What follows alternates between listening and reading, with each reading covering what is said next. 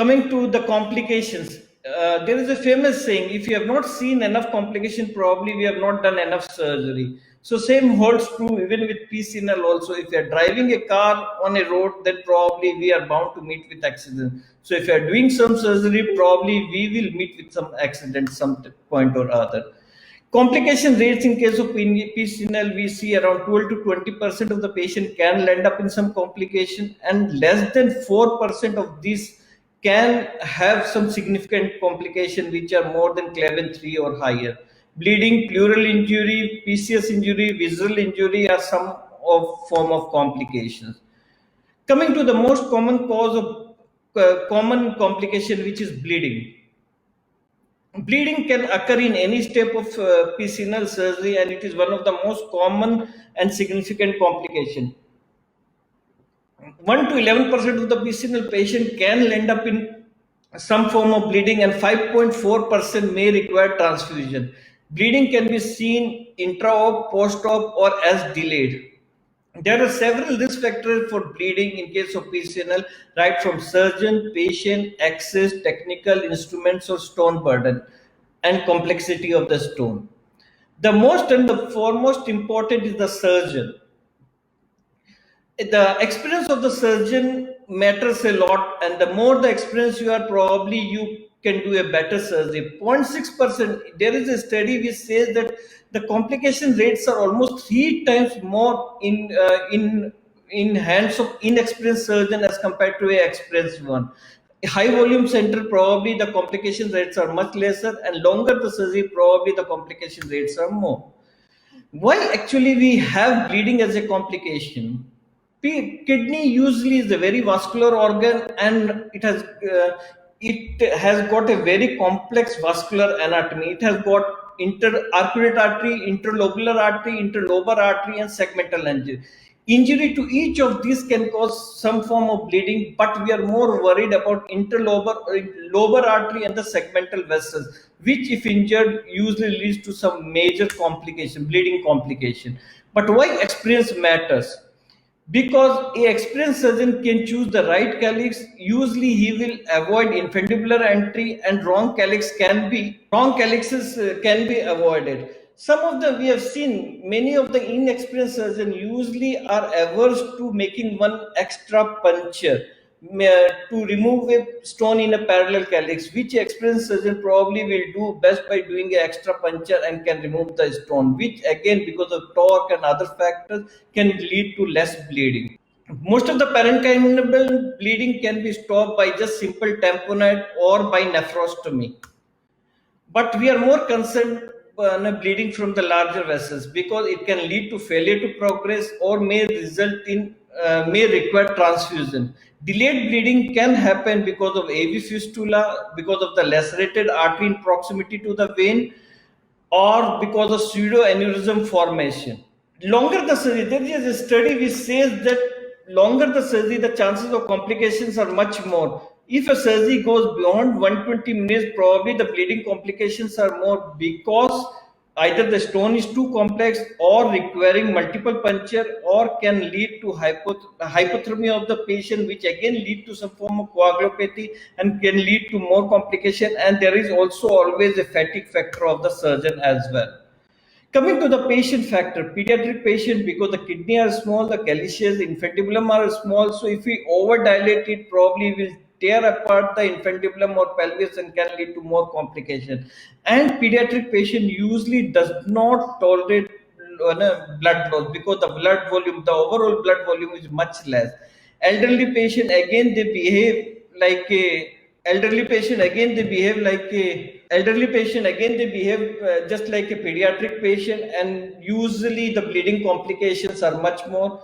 Abnormal anatomy can cause more bleeding, because we don't know the vascular anatomy of the patient.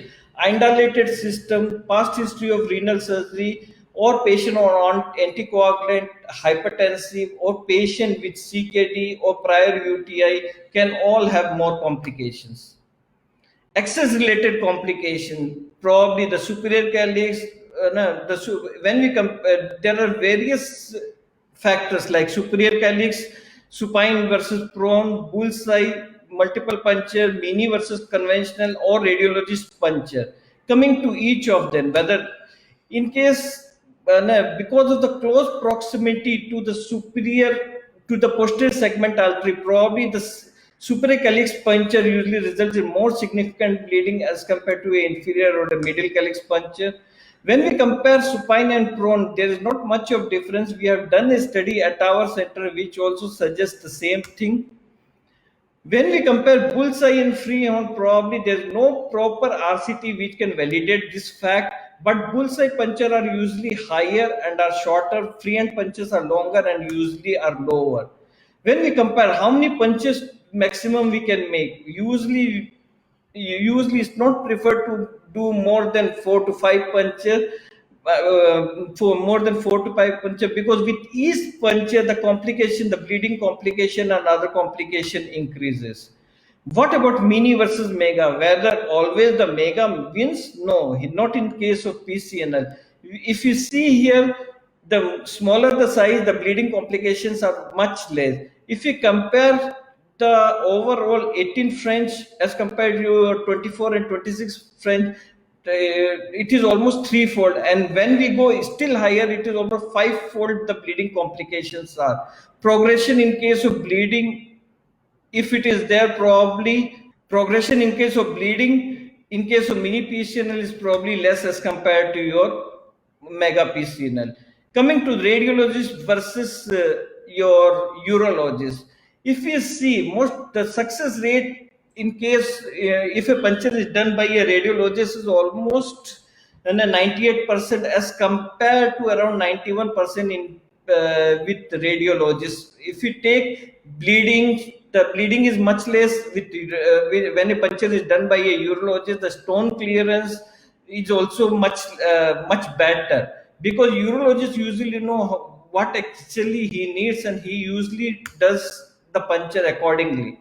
So not everything in the world can be reused. So if you are using a reused instrument, the margins can be ragged, and usually it may lead to more bleeding. The guide wires can slip out and usually can lead to kink of the wire. The lithoclass versus laser, usually if lithoclass are used, the mucosal injury can be more, but if laser are not used properly, they can result in injury to the major vessel as well. The stone related factor, stag on stone, infected stone, stones in multiple calyces, or stone in abnormal anatomy, recurrent stone, and previous ESWL. Probably all this can lead to more bleeding complication. Bleeding can happen intra, but how to deal with it? Most of the time, the bleeding when happens intra, it is usually because of the bad dilatation or over dilatation or because of excessive torque. When it happens because of needle injury, probably we can see frank blood coming out through the needle. We need to remove it, and we have to make a repuncture. Most of the time it is better to have a short straight course through the tip of the penis to have less bleeding. When it comes to dilatation, it is always advisable not to have kink in the wire, because in that case we may dilate tangentially and will cause more harm to the kidney, or we may injure the adjoining organs. Small sheath usually serves the purpose.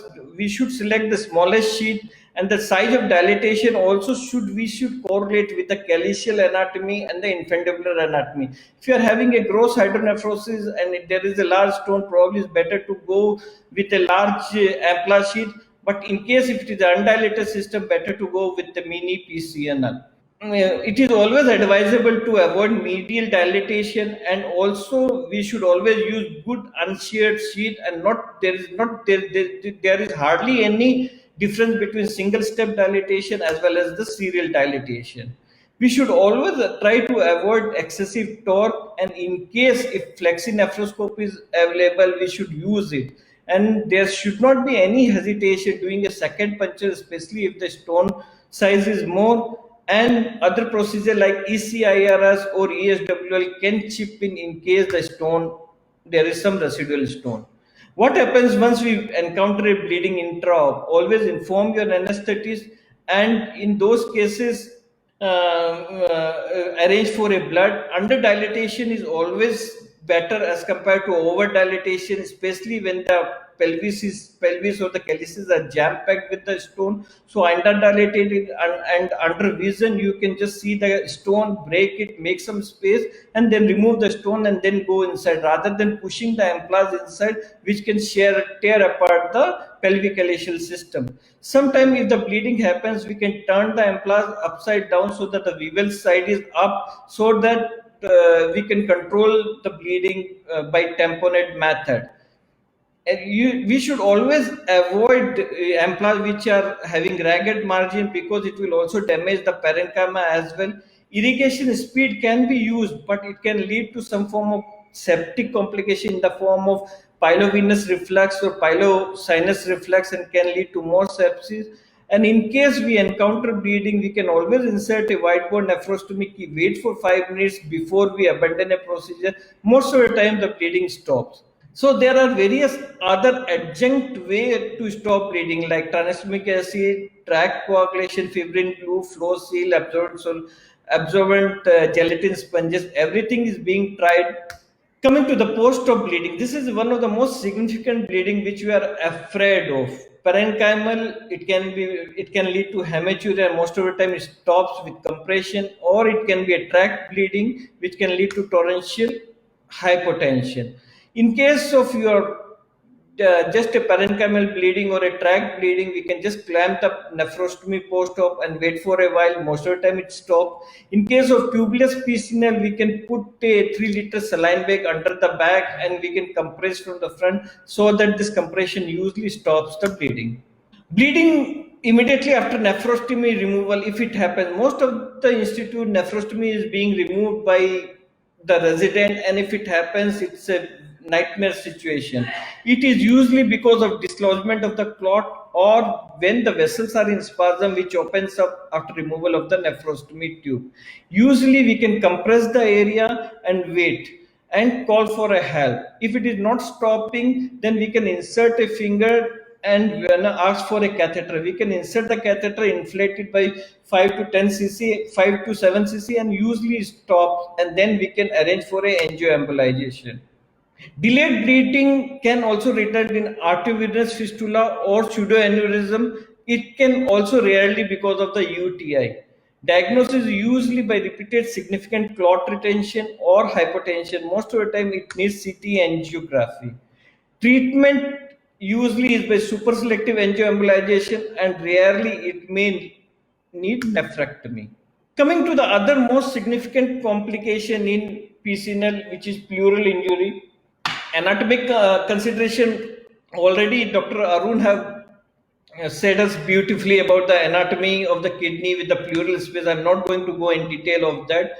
Coming to the risk factor which are involved in case of your pleural injury. Upper calyceal puncture, most of the time, 70% of the time, they are supracostal. Previous surgery, skeletal deformity, or if you are doing a PCNL in expiration position, or if we are doing, if the puncture is much medial, everything can lead to more pleural injury.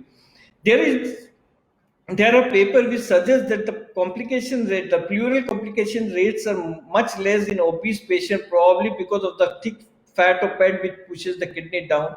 And in case of anomalous kidney, most of the time they are low lying, the pleural complications are less. Coming to the diagnosis and treatment. The diagnosis, it carries, we have to be very vigilant enough, and there should be high suspicion, especially in case of supracostal puncture. And if you are doing probably a evening chest x-ray or a next day morning chest x-ray, most of the time helps. Usually intra we can identify by increase in airway pressure or narrow width pressure because of decreased venous return and systolic pressure. Sometimes we can see some air escaping out through the nephrostomy tube or through the incision which we have made in case of tubeless PCNL. We can also, in case if we can also see contrast escaping into the pleural pace, or sometimes CM screening at the end of procedure can pick up pleural injury or hydropneumothorax. Post-op, most of the patient usually will have pleuritic pain, breathlessness, decreased breath sound, and most of this patient usually requires a chest X-ray, USG, or CT for diagnosis. Coming to the treatment part, treatment part, if it is a small volume, probably most of the patient is settled by triflometry or a chest physiotherapy. If the volume is large, probably may need a aspiration or pigtail drainage. In case we are suspecting a tension pneumothorax or a large hemothorax, they need a chest tube or a intercostal tube drainage. VATS may be needed in case the presentation is delayed and there are multiloculated empyema. So, what is nephropleural fistula? This again is interesting. When probably the urine leaks inside the pleural space, it can form nephropleural fistula. The diagnosis is whatever aspiration we do, it should be sent for creatinine. If the fluid creatinine is more than the serum creatinine, then probably the urine is being leaked inside the pleural space and we should suspect this. We should rule out a distal obstruction in the form of stone clots, and in case there is no stent in place, probably we can put a stent there. The we can put a stent there. Sometimes a lower calyceal drainage can help in treating this. So, what are the tips to avoid a supracostal puncture or do a good supracostal puncture? Puncture should be done in expiration. If puncture, we are doing a supracostal puncture, it should be always above the upper border of the lower rib, so that prevent the neurovascular bundle injury. Smallest possible tracks should be used, and we should always decrease the irrigation speed. If you are not sure we are in the PCS system, too much in and out movement of the ampla should be avoided. Puncture, if it is done in full inspiration, we should be 100% sure that it is subcostal. And puncture of the lower calyx can be done in some cases to pull down the kidney further down. Triangulation method many a times usually avoids a supracostal puncture, and CT guided puncture in case the kidney is very high. Coming to the next complication, visceral injury can happen in less than 1% of the complication patient, and most commonly it is colon. The other viscera which can be injured are duodenum, liver, spleen, and gallbladder. Coming to the colon, it is seen usually in less than 1% of the patient, and because of the retrocolon, like 0.6 to 2% of the patient can have retrocolon on left side, which usually is picked by CT scan, and rarely the colon injury is very rare if we are doing a PCNL and the incision is or the puncture is posterior to the posterior axillary line. So, what are the risk factors for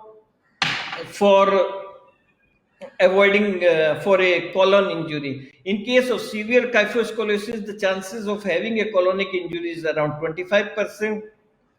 Horseshoe kidney, renal ectopia, all of these patients can have retrorenal colon, chronic constipation, bowel distension, prior renal surgery, and neurological problem. All this can have uh, colonic injury. So, how to prevent it? In case if you are suspecting, if you see here, if you are suspecting that bowel is lying wave behind the kidney, better to approach this sort of cases either by RIRS or a CT guided puncture may be needed. Keeping always, even in supine PCNL, it is always recommended to mark the posterior axillary line before proceeding. So, if you mark the posterior axillary line, and if we are posterior to the posterior axillary line, most of the time the colonic injury can be avoided. In high risk cases, probably a CT guided puncture will help. So diagnosis is usually intra by seeing the bowel mucosa or feculent matter coming out. In abdominal distension can be there, or there may be large amount of flatus and fluid coming out per annum. Post-op, it can be fecal matter which is coming out of the nephrostomy, or signs of peritonitis, fever, vomiting, and distension. Investigation, most of the time RGP helps. It shows extravasation into the bowel. CT post-op can be done. It will show some collection, air under the diaphragm, or abscess formation if it is done with oral contrast. Treatment, usually we need we need the nephrostomy which we have kept intra-op should be pulled down and should be kept in the bowel so that it acts like a controlled fistula. Better to, it's always advisable to put a stent in all these cases, keep the catheter in situ and start the patient on long broad spectrum antibiotic. Nephrostogram is recommended after 7 days, and if there is no leak, we can pull out the nephrostomy, not completely, just keep it in the retroperitoneum for another 2 to 3 days just to see if any leak is there or not before pulling it out completely. Coming to the other injury, duodenum and small bowel is very, very rare. It can be seen in right-sided PCNL. In case the perforation or the injury is small nasogastric decompression with total parenteral nutrition can help. If the injury is large, most of the time it needs surgical exploration in consult with your surgical gastroenterologist. Gallbladder injury, if it happens, it's very rare, but if it happens, always needs cholecystectomy. It can be seen in case if you are doing a stone puncture, because 20% of the gallbladder stone can also be radio opaque, or if you are seeing bile while doing the puncture, or after dilatation there is golden yellow fluid inside the system. All all the cases needs cholecystectomy at the end. Liver and spleen can also be injured. The risk of liver injury, especially in the right side, it is there, especially if the kidney is very high. Most of the time in liver injury, it can be managed conservatively, but splenic injury are unforgiving, and most of the time it needs exploration, and many of these patients usually end up in splenectomy.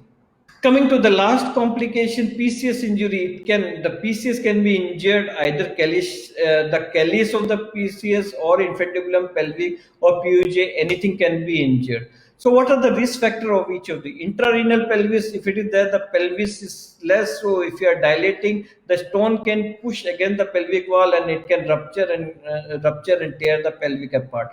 Undilated system, as we all know. So in all these cases, we need to use the smallest possible sheet. In case if the puncture is not wrong, is not correct, in case we are not going through the fornix of the calyx, we are going through the infundibulum or the pelvic, then probably direct pelvic puncture all will lead to your injury. Over dilatation should be avoided. It is always advisable to under dilate rather than over dilatation. If the stone is too tightly packed in the calyx and we are pushing the stone too hard, it may push against the wall and it can tear the wall. Excessive torque intraoperatively should be avoided, and in case inappropriate use of lithoclass and laser can also result in PCS injury. So how to diagnose it? We can see intraoperatively by seeing the fat or torn pelvic system. Some of the cases usually when the pelvis was well dilated initially to start with, but it may remain collapsed at later half of the procedure. The abdominal distension can be there, or patient may present late with prolonged leak. Minor tear, we can always proceed with the procedure if we can finish the procedure very fast, but in case of major tear leading to abdominal distension, respiratory discomfort, we need to put a PCN. We need to insert a stent, put a PCN, and come out. Some of these cases may need pigtail drainage for urinoma. In case of prolonged bleeding which happens post PCNL, the usual risk factors are usually difficulty in dilatation, or the dilatation was not done correctly, over dilatation, or extravasation during the procedure. If the cortex is very thin, if the hydronephrosis is very severe, and when the puncture was lower calyceal, all these are risk factors for your prolonged bleeding. In case the stent is not in the tract, it has slipped down, or when the nephrostomy is kept too long, which usually results in some tract formation. In case the nephrostomy is too large, or there is some distal obstruction in the form of fragment clots or presence of VUR and bladder outlet obstruction, all this can lead to your prolonged leakage. So what is the treatment for prolonged leakage? If it is immediate post-op, whatever position, whether it is Sirsasana or whatever, it's not going to change the amount of leakage. So change in position, decrease water intake, and desmopressin usually they have doubtful role. We need to rule out clots, fragments, bladder outlet obstruction, and VUR. If we can rule out, then we can place safely. Always catheter should be placed inside, and we can start this patient on anticholinergic as well.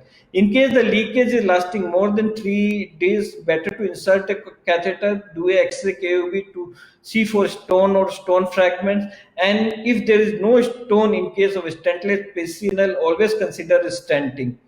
Compression dressing can be given. Patient can be started on a broad spectrum antibiotic. Anti-inflammatory can reduce the amount of edema, and anticholinergic in some cases may help. If soakage is more than 3 to 4 pads per day, it can be because of bad dilatation or injury during the dilatation. Again, it can be because of stones and clots.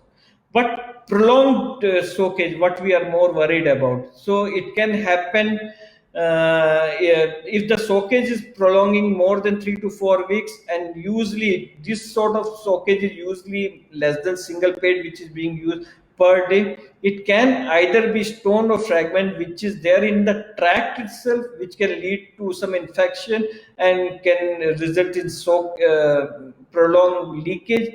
So all these cases usually need a CT contrast or a sinogram, and many of these cases usually need tract exploration, excision, and sent for biopsy. Many of these patients usually have atypical mycobacterium infection and needs treatment for that. So the last complication is sepsis is too theoretical. I'm not going to go in detail of that. And this ends my talk. Thank you. Thanks a lot for listening.